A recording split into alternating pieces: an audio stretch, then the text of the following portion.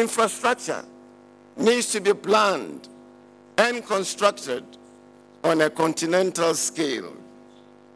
This is what will attract international capital and enable us lay the material basis for integration. I understand that there is a need for us to protect our geographical spaces, but surely our ability to protect the continent will make it easy for us to protect our geographical spaces. Just as a continent had to jump over hurdles in the struggle, we still have a lot more hurdles to jump over. Your Excellencies, we have common enemies, which are poverty, disease, ethnic and tribal conflicts, corruption, and in certain cases, the inability or unwillingness of some of us leaders to decipher and to interpret correctly the signals coming from our electorates and our citizenry. We know that we have the weapons to fight these enemies. My question is, what are we waiting for? As leaders, we have serious responsibilities thrust on us. Our major preoccupation, should be the well-being and the growth of our nations. If we lead by acceptable examples, we reawaken the conscience of our people, and we reconstruct their psyche and direct it towards a common purpose, there is no doubt that we'll be able to move to higher heights. In Ghana, we have started pumping oil in commercial quantities, and I have sworn to the people of Ghana that the oil will be a blessing and not a curse, and that the oil revenues will be used for the benefit of the generality of Ghanaians.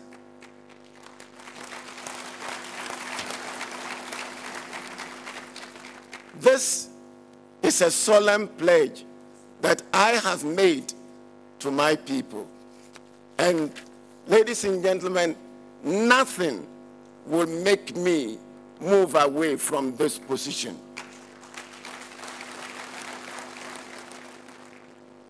As a continent, we are blessed with rich resources. God has given us these resources, and we need to harness them for the benefit of our people. Mr. Chairman, evidence has shown that the accumulation of human capital through manpower and skills development is the surest way to build the valuable human capital that we need to propel us to higher pedestals. We need to give our children classroom-based education, but let me caution that we should not let them lose sight of our homegrown values, which make us a unique people.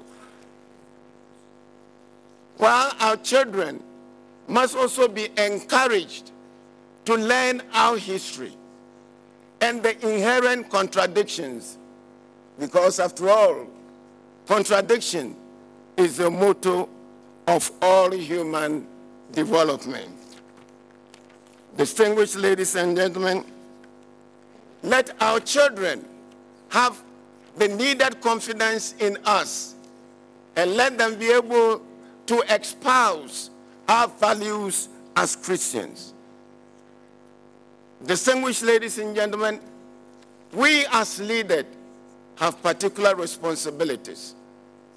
If the youth are to have any confidence in the future, we should set the example. Distinguished ladies and gentlemen, as we talk about contradictions, we will have to heave a sigh of relief and also congratulate the people of the Sudan for resolving their historical differences in a peaceful manner, even if it means separation. For as the saying goes, good fences make good neighbors. And this naturally brings me to the disturbing events in La Côte d'Ivoire. I must state that all of us are very much worried about this situation where the will of the people is not being effective. Luckily for us, the Peace and Security Council of the African Union, having adopted the position taken by the African Union and ECOWAS, has come out with a solution. And it is my hope and prayer that this solution is going to work. Distinguished ladies and gentlemen, in all honesty and with history to guide us, the Côte d'Ivoire situation must be handled with tact, with caution, and with diplomacy.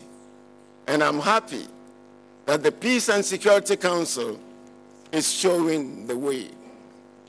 In Ghana, I have declared this year a year of action.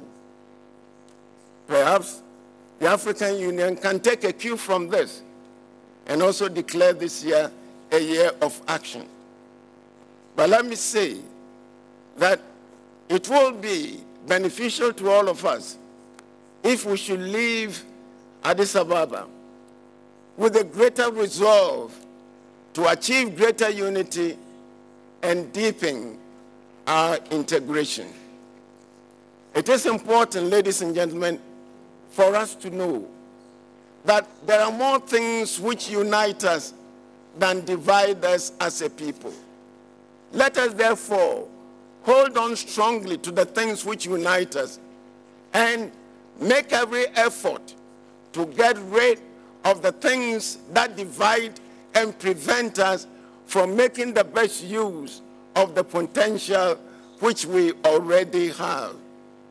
Mr. Chairman, distinguished ladies and gentlemen, I have faith in the African Union, and I know that we are making great strides, but it's important for us to know that we have a common destiny, and it is better for us to be united rather than divided.